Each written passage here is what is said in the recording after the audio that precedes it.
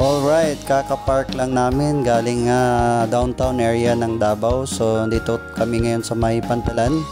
So pagka tatawid po kayo papuntang Camp Holiday, meron po silang parking area dito. So lahat ng sasakyan na ayon yung itawid ng Samal, dito lang sa area ng parking area, sabihin nyo lang papunta kayo ng Camp Holiday, pwede nyong iwan yung sasakyan dito. Alright, tapos magbibigay sila ng ticket. Pagdating doon sa resort, pipirmahan niyo po ng in charge po, security, para po makapasok. At ito po yung yung magbabayad ka. So haba ng pila kasi yung bayad dito 20 per person. So 20 pesos, dati 10 pesos, ngayon naging 20 na, mahal na.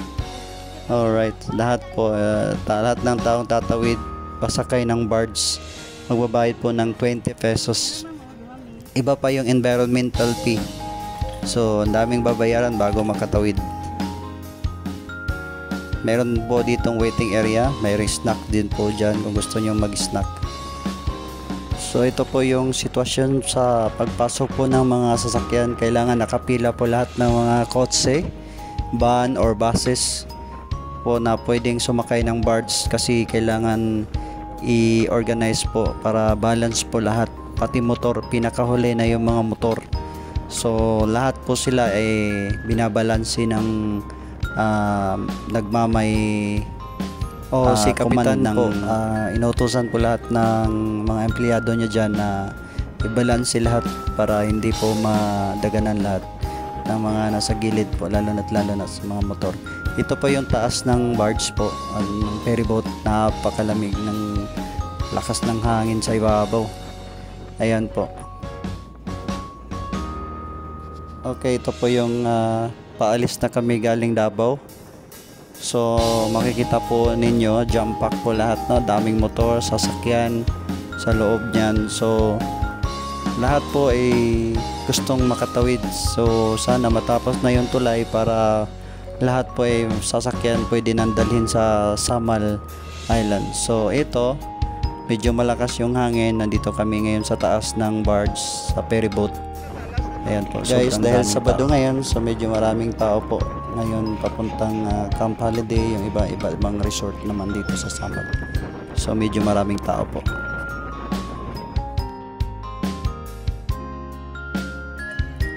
Okay, ito po yung Camp Holiday entrance po. Okay, magbabayad po kayo ng 150 per person. Tapos iba pa yung bayad sa environmental fee na 50 pesos. So lahat po dito, pagpapasok ka ng Samal Island, magbabayad po kayo ng environmental fee na 50. Dahil kung wala kayong nabayaran, hahanapan kayo ng resort, kasi ang resort ang magmumulta. So lahat magbabayad po. Guys, ito po yung mismong looban ng Camp Holiday Park.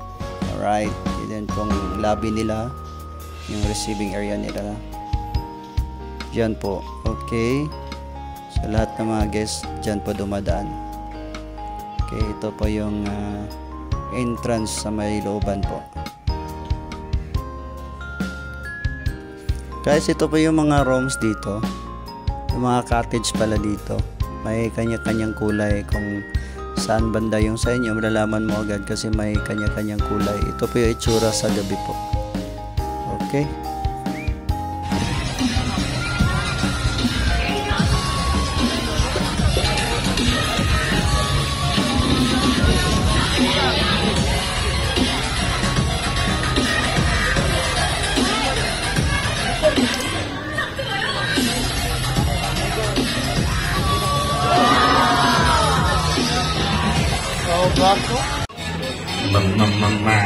Mulai ko sa bunga.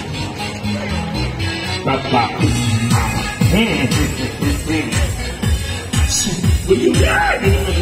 I get it hot, show him what I got.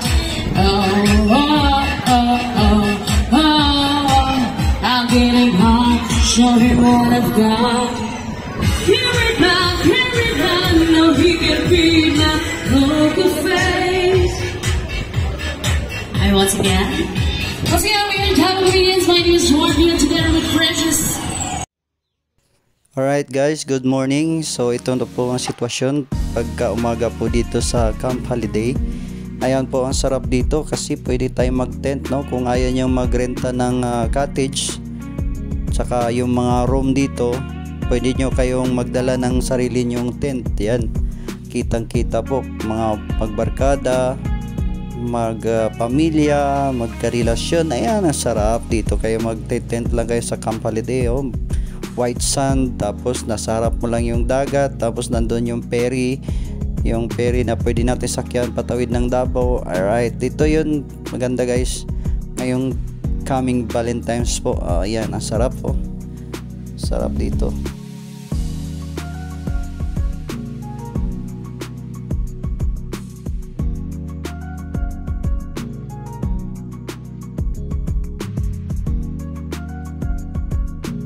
Yan po, ang sarap ng hangin, no? Oo. Ang daming area na pwedeng mapagliguan, guys. So, sarap ng dagat, no? Yung mga may gustong dagat dyan, yan, this coming Valentine's, ayan po, makikita po natin, ang sarap po. Yan po yung Camp Holiday natin.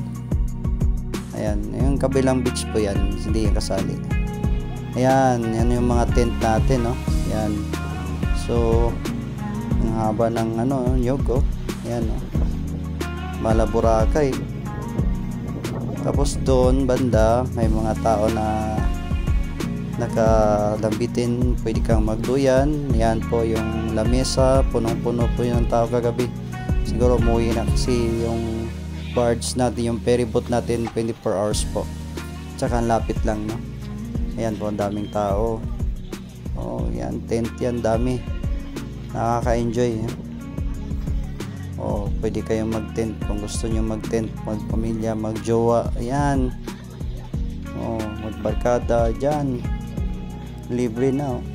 Walang bayad dyan, guys. Pwede kayong mag-tent dyan kung ilan kayo.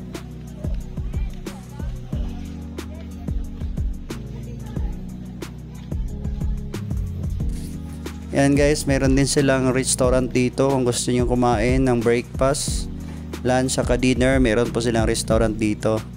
Yung mga naka-check-in po dyan sa sa mga rooms at saka yung mga cottage, meron po silang pre-breakfast. So dinideliver lang po. So dito meron mga inumin sa gabi, tapos meron din kainan. Pwede rin magkain din. Pwede kayong umorder dito anytime. Alright. So yung tent namin nandun sa gitna yan, no? May park dyan. Pwede kayong mag-ikot-ikot. Sa gabi maganda dito. Alright. Kaya makikita nyo yung doon kami naka-tent kasi yung area na dyan, occupied na yan ng naka-renta ng cottage po na kulay pink. Yan, mga inumin, oh. Grabe, hindi namin naubos. Right. Okay, so yan. Ito yung tent namin dito lang sa gilid, oh. Pwede rin kayo mag-tent. Silipin natin. Nahiya si madam. Alright. Sige. Ayaw magpakita. Okay guys, so ito lang po yung ground area ng Camp Holiday. Gusto nyo pumunta dito anytime po. Pero 24 hours po silang bukas. Pero mas maganda Saturday. Ayan po. Pauwi na po ulit to. Oras na to, pauwi na po kami. Kasi buong araw po kami. Tapos mahangin.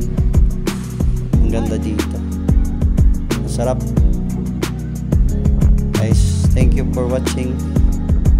Bye bye.